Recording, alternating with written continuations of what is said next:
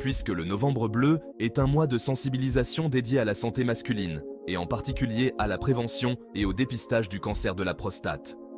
Ce mouvement, qui a vu le jour en Australie sous le nom de Novembre, un mélange des mots moustache et novembre, encourage les hommes à se laisser pousser la moustache tout au long du mois de novembre pour attirer l'attention sur les maladies masculines, y compris le cancer de la prostate et d'autres questions de santé mentale et physique. Le terme bleu est utilisé en référence au cancer de la prostate, car cette couleur est souvent associée à la santé masculine, tout comme le rose est lié à la sensibilisation au cancer du sein. Ce mois vise à inciter les hommes à faire attention à leur santé, à briser les tabous autour de ces sujets souvent délicats et à encourager les discussions et le dépistage précoce pour améliorer la prévention et le traitement de ces maladies. Bonjour et bienvenue dans cette vidéo informative sur le cancer de la prostate. Aujourd'hui, nous allons aborder un sujet important qui touche beaucoup d'hommes mais qui reste encore parfois tabou. Comprendre cette maladie, ses facteurs de risque, ses symptômes et comment elle peut être dépistée est essentiel pour prévenir et traiter efficacement le cancer de la prostate. Qu'est-ce que le cancer de la prostate? La prostate est une glande de la taille d'une noix, située sous la vessie, devant le rectum. Elle produit une partie du liquide séminal, qui nourrit et transporte les spermatozoïdes.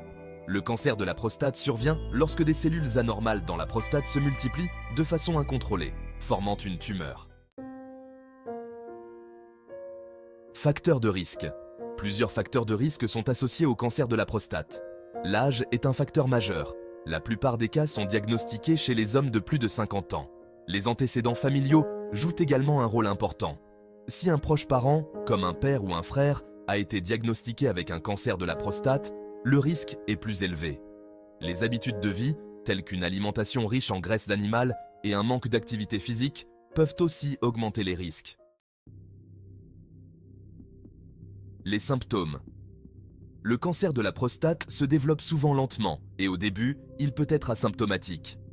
Cependant, certains signes peuvent apparaître avec le temps, notamment des difficultés à uriner, une envie fréquente d'uriner, surtout la nuit, une douleur ou une sensation de brûlure en urinant, ou encore du sang dans l'urine ou le sperme.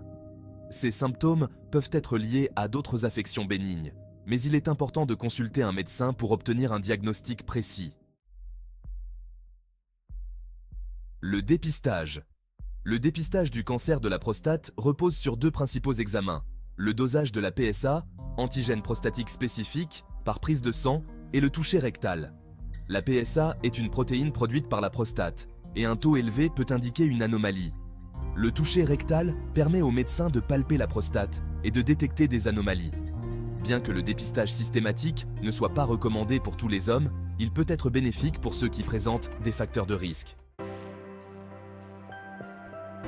Les options de traitement. Le traitement du cancer de la prostate dépend du stade de la maladie, de l'âge du patient, de sa santé générale et de ses préférences.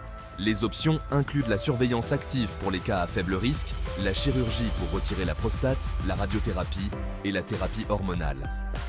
Dans certains cas, une combinaison de traitements peut être recommandée. Grâce aux avancées médicales, le pronostic est aujourd'hui bien meilleur et de nombreux patients parviennent à vivre longtemps après le diagnostic. Conclusion. Le cancer de la prostate est une maladie sérieuse, mais il est souvent traité avec succès lorsqu'il est détecté à un stade précoce. Parler ouvertement de ce sujet, s'informer et faire attention aux signes sont des étapes importantes pour la prévention et la détection. Si vous avez des questions ou des inquiétudes, n'hésitez pas à consulter un professionnel de santé. Merci d'avoir regardé cette vidéo et prenez soin de vous.